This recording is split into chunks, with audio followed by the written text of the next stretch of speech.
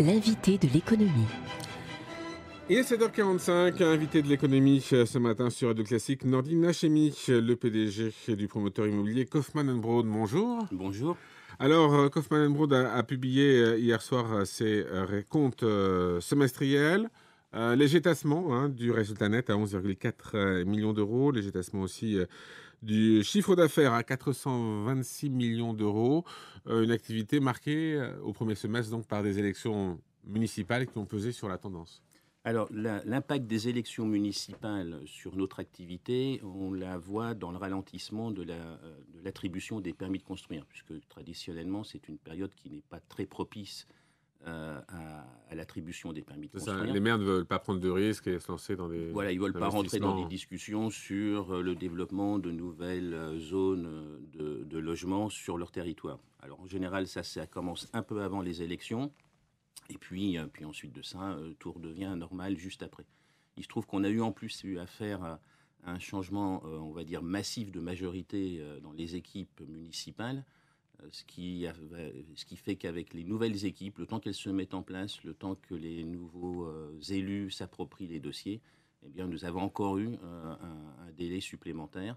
Donc l'année 2014, mécaniquement, est réduite de 6 à 8 mois sur ces aspects-là. Est-ce que vous attendez un regain d'activité pour la deuxième partie de l'année ? Oui, nous avons beaucoup de lancements d'opérations qui vont se faire sur le dernier trimestre. Alors justement, un peu, pourquoi autant d'opérations sur le dernier trimestre ? Parce qu'il y a beaucoup d'opérations que nous aurions dû lancer sur le troisième trimestre pour nous, le deuxième trimestre pour nous, et qui ont été décalées du fait qu'il a fallu représenter les dossiers, les réexpliquer, parfois les adapter. Et donc, lancements commerciaux qui vont démarrer sur le dernier trimestre de l'année. Comme je vous disais, on prend 3-4 mois de retard sur l'année. Le secteur du bâtiment connaît une activité très très difficile. L'INSEE en a parlé il y a quelques semaines lorsqu'elle a annoncé sa prévision de croissance pour cette année. Elle a souligné les difficultés que rencontrait le BTP. Comment vous expliquez ces difficultés alors que le gouvernement fait de la construction de logements une priorité ? Alors, la promotion immobilière emploie environ indirectement, c'est-à-dire très directement, nous construisons des logements, ça représente à peu près 400 000 emplois directs dans la construction.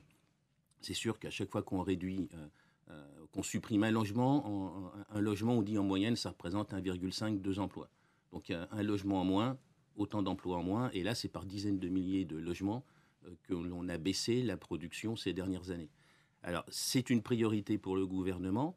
Il y a une prise de conscience, elle est réelle et j'en suis très heureux, avec que, la construction est un élément important dans l'économie d'un pays, qu'elle crée des emplois immédiats, des emplois de direct qualité. Et indirect. Direct et indirect. Là, je vous ai parlé que des emplois directs. Et, en fait, il y a des emplois directs, indirects et induits.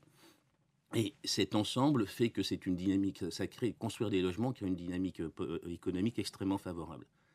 Jusqu'à présent, c'était peut-être pas tout à fait perçu comme tel par le gouvernement précédent. Celui-ci prend des mesures qui vont dans le bon sens. Alors mais je mettrai quand même un bémol sur ces mesures, c'est que c'est bien d'annoncer des mesures.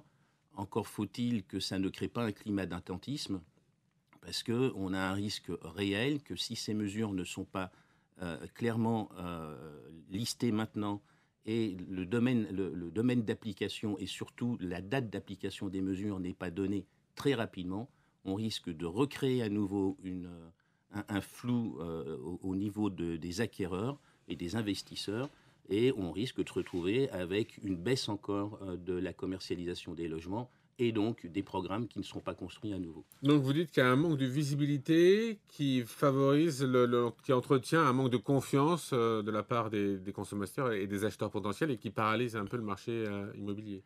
Alors maintenant, je ne dirais plus qu'il y a un manque de visibilité, il y a un manque de stabilité. Je crois que la visibilité qui est donnée par le gouvernement actuel est claire.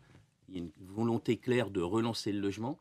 Ceci étant, on a eu sur les 2 dernières années 2 lois, 7 ordonnances, des centaines de décrets, tout ça pour le logement. Bon, le logement, ce n'est pas une nouvelle technologie. On n'est pas en train de découvrir une nouvelle manière de se loger.